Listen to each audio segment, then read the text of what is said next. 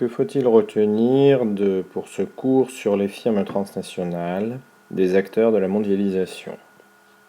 Il faut d'abord comprendre que les entreprises transnationales sont une image de la mondialisation des échanges, elles en sont l'exemple type.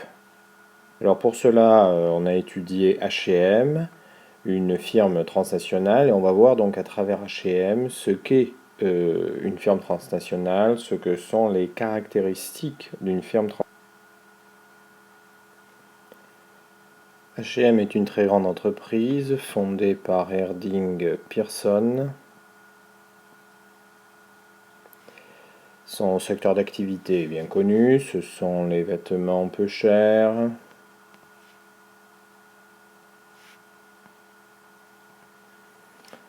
mais aussi aujourd'hui il élargit, donc il diversifie les vêtements, il s'est même tourné vers les cosmétiques.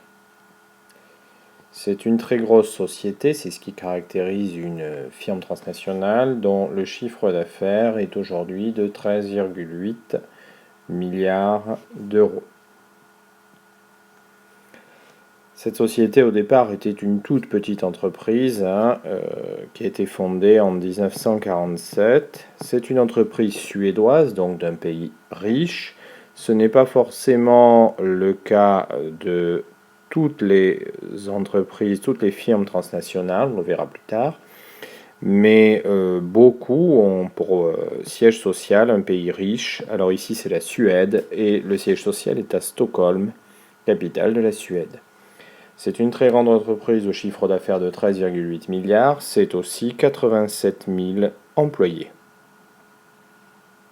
On verra que ces employés sont surtout situés dans le secteur de la commercialisation. Cette entreprise H&M produit des vêtements peu chers. Alors, il est évident que lorsque l'on fait des vêtements, il y a une grande part, c'est la production, et une autre grande part, la commercialisation. Alors, côté production, la particularité d'H&M, c'est qu'elle n'a aucune usine. C'est très important, elle fait appel uniquement à des fournisseurs, des sous-traitants, elle sous-traite énormément. On sait que la sous-traitance, c'est donc le fait de faire appel à une autre entreprise pour produire une partie ou totalité de ce que l'on fabrique. C'est donc la caractéristique de la sous-traitance et cela donne une très grande flexibilité, une souplesse très importante à l'entreprise qui fait appel à la sous-traitance. Elle n'a pas besoin de gérer des employés, c'est beaucoup plus simple. 700 fournisseurs et alors la région de production, on s'en doute, c'est l'Asie. Alors à savoir que 60% à peu près de la production d'H&M se situe en Asie. Ce n'est pas la seule zone de production, il y a aussi la Turquie et dans une moindre mesure l'Italie. Ça dépend aussi du type de vêtement. Plus le vêtement, on va dire, est sophistiqué, raffiné, plus il sera produit vers un pays riche. Si on produit des jeans par exemple en Turquie, ce qui est une spécialité locale, et c'est aussi des vêtements un petit peu plus chers pour l'Italie. On va passer à la commercialisation. La commercialisation se fait dans 41 pays. On a vu que ces pays étaient surtout... ces pays sont surtout l'Amérique du Nord, du moins la région de l'Amérique du Nord.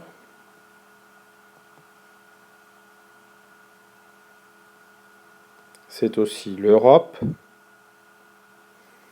C'est aussi l'Asie accessoirement. Au total, 2300 magasins.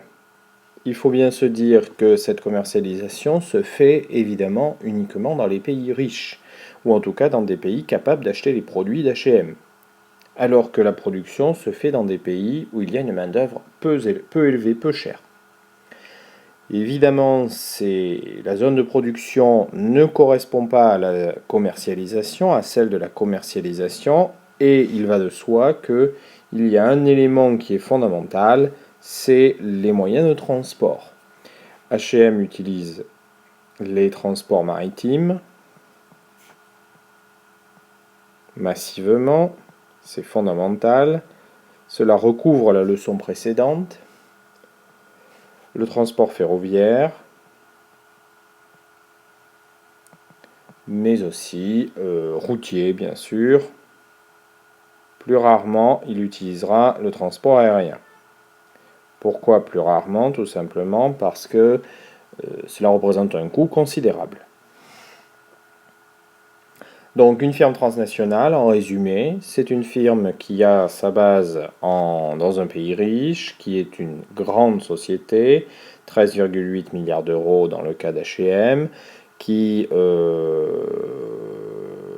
donc une grande société basée généralement dans un pays riche et qui fabrique généralement dans des pays à bas coût et vend généralement dans des pays riches et qui de ce fait utilise des moyens de transport qui ont été facilités durant les 10-20 dernières années.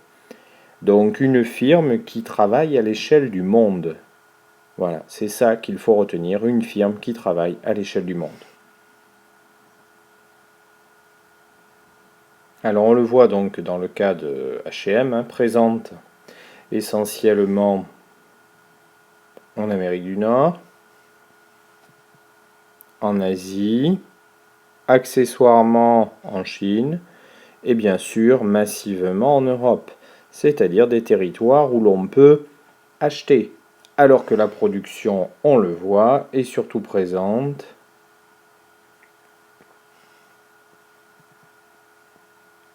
en Asie du Sud-Est. C'est très important à retenir. H&M est donc diversifié. On a vu la mode. C'est aussi une société qui se tourne vers les collections un petit peu variées. Hein. On essaie de mettre un petit peu de style, des concepts différents, vêtements haut de gamme. C'est aussi une entreprise qui se tourne vers la décoration de la maison, secteur très important aujourd'hui, et qui est en plein développement et qui utilise massivement Internet avec une boutique en ligne importante. Alors, définition de siège social, lieu où se trouve la direction de l'entreprise. Définition de sous-traitance, entreprise qui fait accomplir une tâche par une autre entreprise, production, administration, service, et donc qui ne gère pas cette tâche. Elle va payer un certain prix pour ce service-là, et du coup elle n'aura pas à gérer notamment les employés pour cette tâche.